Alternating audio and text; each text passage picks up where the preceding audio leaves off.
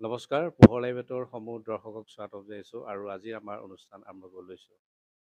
আজিৰ আমাৰ অনুষ্ঠানৰ অতিথি হৈছে সদৌ অসম কৰ্মচাৰী পৰিষদৰ সন্মানীয় সভাপতি দীপেন শৰ্মা ডাঙৰীয়া। ইতিমধ্যে আমি যদি চাওঁ যে অসমৰ কৰ্মচাৰীবৃন্দক ইতিমধ্যে নেতৃত্ব প্ৰদান কৰি আহিছে দীপেন শৰ্মা ডাঙৰীয়াই। জুলাইত তেখেতৰ কাৰ্যকাল অন্ত হ'ব আৰু এই মুহূৰ্তত আমি যদি ক'ব বিচাৰোঁ অকল কৰ্মচাৰী পৰিষদে নহয়, সমগ্ৰ অসম জুৰি তেখেতে সমাজৰ বিশেষভাৱে কাম কৰি আছে আৰু বিশেষভাৱে আজি পোহৰ লাইভেটৰ তেখেত অতিথি। এই মুহূৰ্তত আমাৰ মাজত উপস্থিত আছে দীপেন শৰ্মা ডাঙৰীয়া। পোনপ্ৰথমে আপোনাক স্বাগতম জনাইছোঁ। যিহেতু আপুনি কৰ্মচাৰী পৰিষদৰ নেতৃত্ব প্ৰদান কৰি আহিছে আৰু জুলাই মাহত আপোনাৰ কাৰ্যকাল অন্ত পৰিব, আমি সেই বিষয়ে কথা পাতিম। কিন্তু পোনে পোনে আমাৰ দৰ্শকক আপোনাৰ কিছু পৰিচয় যে আপোনাৰ শৈশৱৰ সেই সময়ত মধুৰ স্মৃতি থাকিব আৰু বা শৈশৱতে আমি ভাবিছিলনে যে এটা সৰ্ববৃহৎ কৰ্মচাৰী পৰিষদৰ নেতৃত্ব দিম বুলি সেই সময়ত কিবা ভাবিছিলনে? এই বহু কথা আমি জানিম। পোনপ্ৰথমে আপোনাৰ শৈশৱৰ কথা কিছু জানি লওঁ। আচলতে মই শৈশৱ বুলি কওঁতে ধৰক আমাৰ যিটো য'ত মোৰ জন্ম হয়। একেবাৰে ইণ্টেৰিয়ৰ প্লেচ, খুব পিছপৰা অঞ্চল। আমাৰ নলবাৰী জিলাৰ আমাৰ তিহুৰ দাঁতিকাষৰীয়া হাৰিভঙা গাঁও বুলি, তাত একেবাৰে ভিতৰুৱা অঞ্চলত আমাৰ জন্ম। তো সেই সময়ত আমাৰ খুব সাধাৰণ আমাৰ অভাৱ অভিযোগ এইবিলাকো যথেষ্ট আছিল, আৰ্থিক কথাবিলাক। দেউতা প্ৰাথমিক বিদ্যালয়ৰ শিক্ষক আছিল, খুব চিম্পুল মানুহ আছিল আৰু পণ্ডিত আছিল, মানে শাস্ত্ৰ জ্ঞান আছিল মানে অপাৰ। মহাভাৰত, ৰামায়ণ, গীতা, পুৰাণ যি কওক আৰু সৰুৰ পৰাই পৰিয়ালটোত এটা যিটো সংস্কাৰমুখী যিটো ব্যৱস্থা সেইটো আছিল। আৰু আমি কেইবাটাও ভাই ককাই, আমি 6টা ভাই ককাই, প্ৰত্যেকজনে সুন্দৰভাৱে লেখা পঢ়া কৰিছে আৰু সেই সাধাৰণ জীৱনশৈলীৰ মাজেৰে শেষত সংস্থাপনো হৈছে চৰকাৰীভাৱে। আৰু আমিও একেবাৰে আৰু গাঁৱত বাস কৰা মানুহ হিচাপে আমি ঘৰখনৰ সমূহ বিষয়ত একেবাৰে খৰি খেৰ কাটাৰ পৰা গৰু ছাগলী পোহাৰ পৰা বা ৰাজহুৱা ক'ৰবাৰ অনুষ্ঠানবিলাকত আমি সক্ৰিয়তাৰে অংশগ্ৰহণ কৰা, এই সমগ্ৰ কাম কাজবিলাক আমি খুব নিয়াৰিকৈ কৰিছিলোঁ আৰু আত্মিকভাৱে কৰিছিলোঁ। আৰু সেই ক্ষেত্ৰত মই আমাৰ তেতিয়া আমাৰ সৰু কথা আপোনাক এটা কৈছোঁ মই, যে তেতিয়া ধৰক এটা কিবা কাৰণত কাৰোবাৰ বেমাৰ হ'ল, আৰু মোৰ সৰুৰ কথাটো কৈছোঁ আৰু কাৰোবাৰ বেমাৰ হ'লে তেতিয়া যাতায়ত ব্যৱস্থাবিলাকো বৰ দুৰূহ। ক'ৰবাত এখন বাছ আহে দিনটোত গুৱাহাটীলৈকে, আমাৰ প্ৰায় 20 কিলোমিটাৰ আঁতৰ গুৱাহাটীৰ পৰা আমাৰ গাঁও। তো বেমাৰীজন নিব লাগিলে এখন গাড়ী বন্দবস্ত কৰিব লাগে, সেই লৈ এটা হুলস্থুল, গাড়ী পোৱা নাযায়। আৰু সেই গাড়ীখনত আমি আমাৰ সৰুকালিৰ পৰাই আমি বেমাৰীজন আনি গুৱাহাটী মেডিকেলত ভৰ্তি কৰিব লাগে। এই ধৰণৰ কাম কাজবিলাকো খুব নিষ্ঠাৰে কৰিছিলোঁ। আৰু আপোনাক মই এই সামাজিক ব্যৱস্থাৰ সৈতে জড়িত বিষয়টো কওঁ, সেইটো ৰাইজৰ মাজত আছিলোঁৱে। আৰু আমাৰ কামাৰগুছি আছিল চুবুৰীটো, কামাৰগুছিৰ এটা প্ৰগতি সংঘ আছিল। তো মই 6 বছৰ বয়সত কামাৰগুছি প্ৰগতি সংঘৰ চেমনীয়া আছৰৰ সভাপতি হৈছিলোঁ। 6 বছৰত। গতিকে এইবিলাকৰ মাজেৰে তেতিয়াৰ পৰাই এটা সমাজখন বিচৰা এই যিটো ব্যৱস্থা, এই ব্যৱস্থা, হয়, আচলতে সেই সংঘটোৱে আমাক আচলতে এটা ইলে আনিলে। তাৰপিছত হাইস্কুল ব্যৱস্থাটো মই লাইব্ৰেৰিয়ান হৈছিলোঁ। টিহু কলেজত মই হৈছিলোঁ, ছ'চিয়েল ৱাৰ্কাৰ হিচাপেও মই চাৰ্টিফিকেট পাইছিলোঁ টিহু কলেজত পঢ়ি থাকোঁতে। গতিকে সেইবিলাকৰ মাজেৰে আহি আহি শিক্ষক হ'লোঁ ইয়াত। শিক্ষক হৈয়েই মোৰ এটা ভাল সুবিধা আছিল যে মই গুৱাহাটীত যিখন স্কুলত শিক্ষকতা কৰিলোঁ, তাত আমাৰ প্ৰধান শিক্ষকজন সুৰেন্দ্ৰ মোহন শৰ্মা, তেওঁ এতিয়া নাই, ঢুকাল। আৰু প্ৰদীপ ঘোষ বুলি এগৰাকী আছিল। আৰু বাকী অন্যান্য যিখিনি টিচাৰ লগ পাইছোঁ, তাত সন্থাৰ পৰিৱেশটো পাইছিলোঁ। সদৌ অসম মধ্য ইংৰাজী শিক্ষক সংস্থাৰ মঞ্চখন পাইছিলোঁ। সেই নিমখ জলকীয়া দিয়াৰ পৰা আৰম্ভ কৰি মানে সন্থাৰ কামত লাগি পৰিলোঁ। কৰি লাহে লাহে তাৰ ইউনিটৰ ছেক্ৰেটাৰী হ'লোঁ সন্থাটোৰ, মধ্য ইংৰাজী শিক্ষক সংস্থাৰ। গুৱাহাটী জিলা মধ্য ইংৰাজী শিক্ষক সংস্থাৰ 2টা কাৰ্যকালৰ সাধাৰণ সম্পাদক হ'লোঁ। তাৰপিছত ক্ৰমশঃ আহি আহি আমাৰ ৰাইজৰ শিক্ষক সমাজৰ যিটো আকৰ্ষণ বা ইচ্ছা, সেই ইচ্ছাই মোক সদৌ অসম মধ্য ইংৰাজী শিক্ষক সংস্থাত 3টা কাৰ্যকালৰ কাৰণে মোক মানে প্ৰধান সম্পাদক পাতিলে। তাৰে লগত কওঁ আপোনালোকৰ যোৰহাটবাসী ৰঞ্জিত বৰা ছাৰৰ লগতো মই সম্পাদক থাকিলোঁ, তেখেত সভাপতি থাকিল। আৰু এনেকৈ আগৰো দুগৰাকীৰ লগত মই আছোঁ। এতিয়া মই নিজে সভাপতি হ'লোঁ আজিৰ তাৰিখত। মানে ৰাইজে এৰা নাই আৰু ধৰি আছে। ৰাইজে কি ভাল পায় কি বেয়া পায় সেইটো বুজি নাপাওঁ। চেগা চৰকাকৈ মই কিন্তু সদৌ অসম কৰ্মচাৰী পৰিষদৰো মাছখোৱা আঞ্চলিক কৰ্মচাৰী পৰিষদৰ ভাৰপ্ৰাপ্ত সম্পাদক আছিলোঁ। তাৰপিছত ক্ৰমাগতভাৱে মই পৰিষদটোৰ লগত এনেকৈ একাত্ম হৈ পৰিলোঁ আৰু কৰ্মচাৰী সমাজৰ বিভিন্ন বিষয় এটা বিশেষ ধৰণৰ মজাও পাইছিলোঁ যে দায়িত্ব পালন কৰিবলৈ সুবিধা পালে বৰ মজা লাগে। তাৰপিছত মই হ'লোঁ গুৱাহাটী জিলা কৰ্মচাৰী পৰিষদৰ এগৰাকী সদস্য হ'লোঁ। তাৰপিছত 2011 চনৰ পৰাই কেন্দ্ৰীয় কাৰ্যনিৰ্বাহক হিচাপে কাৰ্যনিৰ্বাহ কৰিলোঁ। আৰু এই ব্যৱস্থাটোৰ মাজেৰে গৈ থাকি সভা সমিতি সদায় কৰি সময়ত সদৌ অসম কৰ্মচাৰী পৰিষদৰ লগত জড়িত সমূহ সংস্থা সংঘ বা পৰিষদৰ যিখিনি কৰ্মচাৰী আমাৰ সেই আটাইৰে কিবা কিহৰ কাৰণে মই নাজানো আৰু কিবা আত্মীয়তা এটা মৰম কিবা জন্মিল আৰু তাৰপিছত মই ক্ৰমাগতভাৱে মৰিগাঁও অধিৱেশনত যুটীয়া সম্পাদক হ'লোঁ। তাৰ পৰৱৰ্তী বছৰত তিনিচুকীয়াত মই উপসভাপতি হৈছোঁ। সেইবাৰ নিৰ্বাচন হৈছিলে আৰু যোৱাবেলি মই বৰ্তমান সভাপতি হিচাপে কাৰ্যনিৰ্বাহ কৰি আছোঁ পৰিষদত। যোৱা বছৰ শিলচৰত মোক ৰাজ্যৰ কৰ্মচাৰী সমাজে পৰিষদৰ অন্তৰ্গত প্ৰতিনিধি সমাজে মোক সভাপতি নিৰ্বাচন কৰিছে। আৰু একেবাৰে আৰু মুকলিমূৰীয়াকৈ ক'ব লাগিলে এই পৰিষদখনৰ মঞ্চখন পাই খুব আনন্দিত। দায়িত্ববিলাক হয় কেতিয়াবা কিছু বিচ্যুতিও থাকে কি এনেকুৱা যে অলপ কেতিয়াবা ধৰক আমি সাধাৰণ মানুহে কেতিয়াবা ক'ৰবাত অকণমান খং বা কিবা হয় কেতিয়াবা, হ'লেও সেইটো আৰু স্থায়ী বস্তু নহয়। তাক আকৌ নতুনকৈ আনি আমি সঠিক লাইনতে যাওঁ।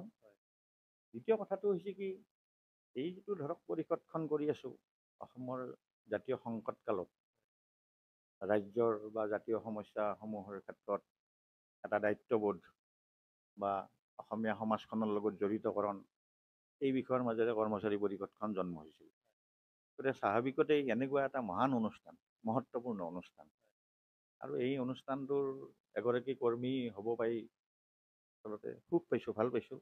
আৰু মোৰো দৃষ্টিভংগী এইটোৱে যে মই আজিৰ তাৰিখলৈকে নাই মানে স্বভাৱশৈলীত মই কিবা আনৰ ক্ষতি কৰোঁ, অন্যায় কৰোঁ এই ধৰণৰ মানসিকতাৰ পৰা সদায় আঁতৰত থাকোঁ।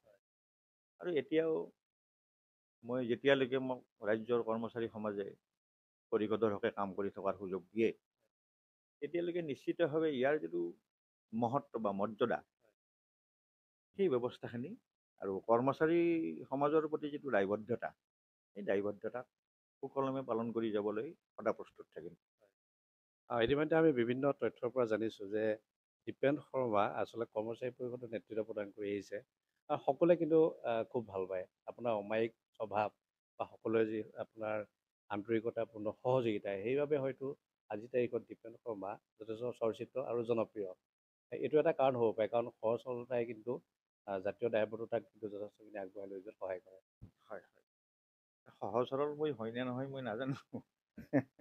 সেইটো মই যি সমাজৰ লগত আছোঁ জড়িত হৈ সেই সমাজখনে সেইটো বিচাৰ কৰিব নিশ্চিতভাৱে। কিন্তু এটা কথা ঠিক যে মই এই সৰল আৰু মানে আনৰ অন্যায় নকৰা যিটো স্বভাৱ বা আনৰ হিতকাৰী কাম কৰাৰ যিটো মানসিকতা সেইটোক লৈয়ে মই বৰ্তি থাকিব বিচাৰোঁ। আমি ইয়াৰ পিছত জানিব বিচাৰিছোঁ ইতিমধ্যে ৰাজ্যত আমি যদি চাওঁ ভাৰতত এইবাৰ NDA চৰকাৰ বা NDA চৰকাৰ হ'ল নতুন চৰকাৰে ইতিমধ্যে বিভিন্ন ধৰণে দায়িত্ব অৰ্পণ কৰা হৈছে আৰু বিভিন্ন সময়ত চৰকাৰী হিচাপে আপোনালোকে চৰকাৰক বিভিন্ন ধৰণৰ দাবী উত্থাপন কৰে। বহুখিনি দাবী ইতিমধ্যে আপোনাৰ নেতৃত্বত সফলো হৈছে। অনাগত দিনত আপোনাৰ কৰ্মচাৰীসকলক লৈ বিভিন্ন সমস্যাও আছে। এই সমস্যাসমূহৰ ভিতৰত যদি কওঁ যে কেনেদৰে সমাধান কৰাত আপুনি আগবাঢ়িব আৰু বৰ্তমানৰ মূলতঃ কি সমস্যা ৰৈ আছে যিটো এতিয়ালৈকে সমস্যা সমাধান হোৱা নাই? এইটো এটা তাৎপৰ্যপূৰ্ণ কথা। 5 বছৰৰ মূৰে মূৰে চৰকাৰ সলনি হয়, চৰকাৰ আহে, এইবুলিয়ে আকৌ এখন চৰকাৰ আহিছে আমাৰ বিজেপি নেতৃত্বাধীন চৰকাৰ। আমি আশা কৰিম যেতিয়া ৰাইজে যেতিয়া ভোটাধিকাৰ সাব্যস্ত কৰি এখন চৰকাৰ কৰে তেতিয়া আচলতে বিভিন্ন ৰাইজৰ স্বাৰ্থত হিতকাৰী সিদ্ধান্তবিলাক ৰাইজে পালে ৰাইজ সুখী হয়। আমি নিশ্চিতভাৱে চৰকাৰখনে আজি 2 দিন হ'ল কাৰ্যভাৰ গ্ৰহণ কৰিছে। এইখন চৰকাৰে ৰাইজৰ যিবোৰ অভাৱ অভিযোগ সেই অভাৱ অভিযোগ ৰাইজৰ মানসিকতাক উপলব্ধি কৰি মানে একাত্মতাবোধেৰে ৰাইজৰ লগত থাকি ৰাইজৰ সৰ্বাংগীন মংগলৰ কাৰণে কাম কৰিব বুলি আমি আশা ৰাখিছোঁ। আৰু এই ক্ষেত্ৰত আমি কেন্দ্ৰীয় চৰকাৰ, আমাৰ ৰাজ্য চৰকাৰ, ইয়ালৈ আমাৰ এনেকুৱাই এটা আহ্বান থাকিব যে আজি 2005 চনৰ 1 ফেব্ৰুৱাৰীৰ পৰা যিটো নতুন পেঞ্চন আঁচনি কৰ্মচাৰীবিলাকৰ কাৰণে প্ৰয়োগ কৰা হ'ল, এই কথাটোত কৰ্মচাৰী সমাজ যথেষ্ট শংকিত। তেওঁলোকৰ অবসৰী জীৱনক লৈ শংকাত ভুগি আছে। এই শংকাৰ পৰা মুক্ত কৰি কেন্দ্ৰীয় চৰকাৰেও এইটো বিবেচনা কৰক আৰু আমাৰ ৰাজ্য চৰকাৰেও বিবেচনা কৰক কৰি আগৰ যিটো আমাৰ পেঞ্চন ব্যৱস্থা বা পেঞ্চন শৈলী, সেই ব্যৱস্থালৈকে পৰিৱৰ্তিত কৰি ৰাজ্যৰ কৰ্মচাৰী সমাজক উপকৃত কৰিব লাগে। এইটো আমাৰ চৰকাৰৰ প্ৰতি বিনম্ৰ আহ্বান থাকিব। দ্বিতীয়তে, আমাৰ অসমত বিশেষকৈ আমি শিক্ষকসকলে ৰাজ্যখনৰ অন্য কৰ্মচাৰীবিলাকে বছৰত 30 দিন আৰ্জিত ছুটি উপভোগ কৰে। তাৰোপৰি অন্যান্য কমোডেটিভ লিভ বা অন্যান্য ধৰণৰ বহু লিভ আছে। আমি অন্যান্য কৰ্মচাৰীৰ তুলনাত আমি প্ৰায় 24 দিন 30 দিন আমি ছুটি কম পাওঁ। গতিকে ৰাজ্য চৰকাৰক আমি এটা আহ্বান, অনুৰোধ আৰু আজি 20 বছৰমান আগৰ পৰা আমাৰ দাবী শিক্ষক সংগঠনসমূহ যে অইন কৰ্মচাৰীৰ লেখীয়াকৈ শিক্ষকসকলকো বছৰত 30 দিন আৰ্জিত ছুটি প্ৰদান কৰিব লাগে। সেইটো ক্ষেত্ৰত বিভিন্ন ধৰণে চৰকাৰৰ লগত দুই এটা আলোচনা বিলোচনা হৈছে মাননীয় মুখ্যমন্ত্ৰী মহোদয়ৰ লগত। এতিয়া মুখ্যমন্ত্ৰী মহোদয়ে আমাৰ 15 মাৰ্চত যিখন আলোচনা হৈছিল পৰিষদৰ লগত, এতিয়া 3জনীয়া এখন উচ্চস্তৰীয় কমিটি গঠন কৰি দিছে। আমি আশা ৰাখিম এই সমিতিখনে আমাক শিক্ষক সমাজক বছৰত 30 দিনৰ আৰ্জিত ছুটি প্ৰদান কৰি আমাক উপকৃত কৰিব। আৰু অন্যহাতে যিবিলাক ধৰক কিছুমান আছে, ধৰক মাষ্টাৰৰ আছে, ৱৰ্ড চাৰ্জ আছে, সেইসকলে যিহেতু দিনটো তেওঁলোকে এজন অইন কৰ্মচাৰীৰ লেখীয়াকৈ সমানেই দায়িত্ব পালন কৰে, তেওঁলোকৰো পৰিয়ালকেন্দ্ৰিক অন্যান্য যিবিলাক সা সুবিধা ভোগ কৰাৰ মানে যিটো মানে আকাংক্ষা, তাক চৰকাৰে পূৰণ কৰিব লাগে। সেই সকলোৰো সমানে কাম কাজ কৰিব লাগে। হয়। আৰু ব্যক্তিগত প্ৰশ্ন এটা আপোনাক সুধিব বিচাৰিছোঁ, যিহেতু আপুনি শিক্ষকতাৰ বৃত্তিৰ লগত জড়িত, আপোনাৰ যথেষ্ট পৰিয়াল আছে, আপোনাক সময় দিব লগা হয়, কিন্তু সেই কথাও ৰাখি স্বাৰ্থত, বিশেষভাৱে কৰ্মচাৰীসকলৰ স্বাৰ্থত, বৃহত্তৰ স্বাৰ্থত আমি নেতৃত্ব প্ৰদান কৰি আহিছে। এই যে ৰাজহুৱা কামসমূহ কৰিছে, কৰ্মচাৰীসকলৰ সহযোগ কৰিছে, আপোনাৰ বাইদেউৰ পৰা কেনেদৰে সহযোগিতা লাভ কৰিছে আপোনাৰ পৰিয়ালৰ? সেইটো সেইটো যথেষ্ট, মানে ক'লে হয়তো বেছিকৈ কোৱা বুলি ক'ব। এই যে মই ঘূৰি ফুৰোঁ, তেওঁ অকলে থাকে গুৱাহাটীৰ এটা ভাড়া ঘৰত। এতিয়া মইতো ধৰক শনিবাৰে, ৰবিবাৰ, বন্ধৰ দিনবিলাক সদায় আমাৰ মিটিং থাকে। সাধাৰণতে আমাৰ ৱৰ্কিং ডেত মিটিং কম থাকে। হঠাৎ কেতিয়াবা এটা দুটাত বাহিৰে আৰু কেতিয়াবা দুদিন দুৰাতি 3 ৰাতি এনেকুৱা অৱস্থা হয় আমাৰ। ক'লে তেওঁ সেই অকলে ঘৰত থাকে, তেওঁৰ যথেষ্ট সহযোগিতা আছে। তেওঁৰ সহযোগিতা নাথাকিলে নিশ্চিতভাৱে অসুবিধা হ'লহেঁতেন। আৰু এইটো স্বাভাৱিক, চবৰে ক্ষেত্ৰতে হ'ব। গতিকে যথেষ্ট সহায় সহযোগিতা আছে। তেওঁ সৰলমতি মানুহ, সৰল জীৱন যাপন কৰে আৰু ময়ো সৰল। মোৰো এতিয়া ব্যক্তিগতভাৱে আপোনাক বহুত কথাই ক'লোঁ। এই কথাবিলাকৰ মাজত এতিয়া মই আপোনাক অলপ আগতে মোৰ বন্ধু এখেতসকল, আমাৰ যিবিলাক শিক্ষক যোৰহাটৰ, গোটেইখিনিয়ে মোৰ বন্ধু। বিশেষকৈ ৰঞ্জিত বৰা ছাৰ বেছি বন্ধু। তেখেতে মোক মাজে মাজে ঘৰত গৈ গালি পাৰে, আপোনাৰ একো নাই, আপুনি এইটো কৰা মাটি কৰিব নোৱাৰিলে, এটা ঘৰ বনাব নোৱাৰিলে, এখন গাড়ী নাই, কৰ্মচাৰী পৰিষদৰ সভাপতি হৈছে, ৰ'দ বতাহ বৰষুণে স্কুটি এখন লৈ ঘূৰি ফুৰে, এইবিলাক গালি পাৰে। কিন্তু পাৰিলেও মই আৰু বোলো এইটো বন্ধুত্বৰ কাৰণে কয় আৰু তাক সৰলকৈ লৈ আৰু এটা হ'ব বুলি আৰু মই খুব সৰলভাৱে লৈ থওঁ আৰু পৰিয়াল বৰ সৰু, ল'ৰা এটা আছে, পঢ়া লেখা ভালেই কৰে। গতিকে তাৰ ভৱিষ্যত উন্নতি আমি নিশ্চিতভাৱে কামনা কৰোঁ। বাকী অইন কথা নাই আৰু, বৰ সৰল জীৱন আৰু। আৰু ইতিমধ্যে আমি দীপেন শৰ্মা ডাঙৰীয়াৰ লগত এইবাবে আমি আদৰ্শ বুলি ক'ব পাৰোঁ, নতুন প্ৰজন্মৰ বাবে আৰু যিসকলে চাই আছে যে সংগঠন কৰিছে, সংগঠক কৰিছে, কিন্তু আমি দীপেন শৰ্মা ডাঙৰীয়াৰ যি চিন্তা, যি আদৰ্শ, যি কৰ্মৰ জীৱন, এটা পৃথক বুলি ক'ব পাৰোঁ। সেইবাবে আমি আজিৰ তাৰিখত বিভিন্ন চ'ৰ্চৰ পৰা গম পাইছোঁ বা বিভিন্ন ধৰণে আমি গম পাইছোঁ যে দীপেন শৰ্মা সমগ্ৰ কৰ্মচাৰী পৰিষদৰ লগত এটা খুব একান্তভাৱে সম্পৰ্ক আছে, যিটো সম্পৰ্কই তেখেতক ভৱিষ্যতেও আগবাঢ়ি যোৱাত সহায় কৰিব। শেষত এটা কথা সুধিব বিচাৰিছোঁ, পুনৰবাৰ যদি কৰ্মচাৰী পৰিষদে গুৰু দায়িত্ব দিয়া হয়, যিহেতু আমি যিমান পাৰিছোঁ যে আপুনি জনপ্ৰিয়, প্ৰত্যেকজন কৰ্মচাৰীৰ লগত খুব সম্পৰ্ক ভাল আপোনাৰ, যদি আকৌ দায়িত্ব দিয়া হয়, কি ক'ব, ল'বনে আকৌ? ৰাজ্যৰ কৰ্মচাৰী সমাজৰ স্বাৰ্থৰ হকে কাম কৰিবলৈ মই মোৰ কিবা ব্যক্তিগত ক্ষতি যদি হয়ও, তেতিয়াহ'লে খুব নিষ্ঠাৰে, খুব আত্মিকতাৰে তাক গ্ৰহণ কৰিম। ধন্যবাদ। আমি ইয়াৰ পিছতে জানিব বিচাৰিছোঁ যে শৈশৱৰ সেই নলবাৰীত থকা যুৱকজন বিভিন্ন সামাজিক কামত মনোনিৱেশ কৰা, সেই যুৱকজনে গুৱাহাটীত আহি গোটেই সমগ্ৰ কৰ্মচাৰী গোটৰ নেতৃত্ব প্ৰদান কৰিছে। এই মুহূৰ্তত আপুনি যিসকলে আপোনাক যথেষ্ট সহযোগিতা আগবঢ়ালে সমগ্ৰ অসমজুৰি, কি ক'ব সেই? অসম কৰ্মচাৰী পৰিষদৰ সমূহ আঞ্চলিক সমিতি, জিলা কৰ্মচাৰী পৰিষদ, আমাৰ কেন্দ্ৰীয় সমিতিৰ সমূহ সদস্য, ইয়াৰ লগত আমাৰ বিভিন্ন পৰিষদৰ লগত জড়িত যিবিলাক সংস্থা সংঘ, সেই আটাইৰ পৰাই সাংঘাতিক ধৰণৰ এটা যোগাত্মক মানে সহযোগিতা পাইছোঁ। আৰু এই সহযোগিতাবিলাকেই আচলতে আমাক উৎসাহিত কৰিছিল আৰু মই সুখী ইয়াক লৈ। আৰু আজিৰ এই তাৰিখত এই যে তেখেতসকলৰ এই কৰ্মচাৰী সমাজৰ সহযোগিতা, জিলা আঞ্চলিক সমিতি, এইবিলাক আটাই লৈ মোৰ আন্তৰিক অভিনন্দন থাকিল, ধন্যবাদ থাকিল। আৰু তেওঁলোক আচলতে মোৰ নমস্কাৰৰ যোগ্য। মোৰ মানে এই আজিৰ তাৰিখৰ যিটো পৰ্যায়, এই পৰ্যায়টোৰ কাৰণে গতিকে তেখেতসকললৈ মই শুভকামনা যাচিব লাগিব, আন্তৰিক অভিনন্দন দিব লাগিব। আৰু সকলোৱে সুস্বাস্থ্য থাকক। তেখেতসকলৰ কাৰণে মই সামাজিক এই ক্ষেত্ৰখন মই পাইছোঁ। আমাৰ এতিয়া নিয়াৰ এবাউট 4.5 লাখ কৰ্মচাৰী আছে।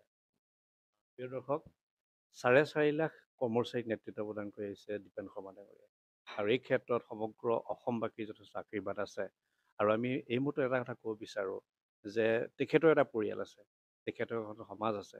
তাৰ পাছতো কিন্তু সমগ্ৰ অসমৰ কৰ্মচাৰীৰ বাবে বিশেষভাৱে 365 দিনে তেখেতে সমগ্ৰ অসমজুৰি কাম কৰি আছে। সেইবাবে দীপেন শৰ্মা ডাঙৰীয়াৰ দৰে ব্যক্তিসকলে, যিসকলে নেতৃত্ব দিয়ে, যিসকলে সমস্যা সমাধানৰ ক্ষেত্ৰত বিশেষভাৱে আপোনালোকৰ ক্ষেত্ৰত সমাধান কৰাৰ বাবে বিশেষভাৱে মাত মাতি আহিছে, সেইজন ব্যক্তি দীপেন শৰ্মা ডাঙৰীয়াক আমি আন্তৰিকতাৰে ধন্যবাদ জ্ঞাপন কৰিছোঁ। আৰু এই মুহূৰ্তত যিসকল কৰ্মচাৰী চাই আছে, তেখেতসকলৰ পৰা আমি নিশ্চিতভাৱে আশীৰ্বাদ বিচাৰিম। কাৰণ সংগঠকসকল যথেষ্ট ব্যতিক্ৰম বুলি ক'ব পাৰোঁ। তেখেতসকলৰ বহু চিন্তাই, চেতনাই নিশ্চিতভাৱে অসমীয়া জাতিটোকো আগবাঢ়ি যোৱাত সহায় কৰে। শেষত আপোনাৰ সুস্বাস্থ্য কামনা কৰিছোঁ। আপুনি ভালে থাকক। আপুনি অনাগত দিনত এনেদৰেই 4.5 লাখ কৰ্মচাৰীক আপুনি নেতৃত্ব প্ৰদান কৰি যাওক। নিশ্চিতভাৱে মই পুনৰ আপোনাৰ লগতে সমগ্ৰ ৰাজ্যৰ কৰ্মচাৰী সমাজ, সংস্থা সংঘক পুনৰ নমস্কাৰ দিছোঁ। আৰু এই যিটো সুযোগ যদি পুনৰবাৰ মোৰ ওপৰত ন্যস্ত কৰে ৰাজ্যৰ কৰ্মচাৰী সমাজে, তাক নিষ্ঠাৰে পালন কৰিম বুলি মই প্ৰতিশ্ৰুতি দিব পাৰোঁ। বহুত বহুত ধন্যবাদ জনাইছোঁ। ইতিমধ্যে যিসকল দৰ্শকে আমাৰ চাই আছে অনুষ্ঠান, সকলোকে ধন্যবাদ জ্ঞাপন কৰি আজিৰ অনুষ্ঠানটো ইমানতে সামৰণি মাৰিছোঁ। আপোনালোকে চাই থাকিব আপোনালোকৰ একমাত্ৰ প্ৰিয় চেনেল পোহৰ লাইভে। ধন্যবাদ। যোৰহাট তথা অসমবাসীৰ বাবে সুখবৰ। উজনি অসমৰ লগতে যোৰহাটৰ শিশু, যুৱক যুৱতী, মহিলাসকলৰ বাবে এয়া সুখবৰ। যোৰহাটত মুকলি হ'ল লেকমি চেলুন। যোৰহাটৰ গড় আলিৰ এপল' টাৱাৰৰ প্ৰথম মহলাত মুকলি ভাৰতবৰ্ষৰ অন্যতম জনপ্ৰিয় salon Lakme salon. Lakme salon মানে ভাৰতবাসীৰ নিৰ্ভৰযোগ্য প্ৰতিষ্ঠান। লেকমি চেলুনখনত আপুনি পাব বিভিন্ন ধৰণৰ সুবিধা, য'ত অত্যাধুনিক যন্ত্ৰৰে আপোনাক সজোৱা হ'ব। ইয়াত বিভিন্ন bridal package, makeup artist, skin care, hair dresser সুবিধা উপলব্ধ হ'ব, য'ত থাকিব ৰেহাই মূল্য।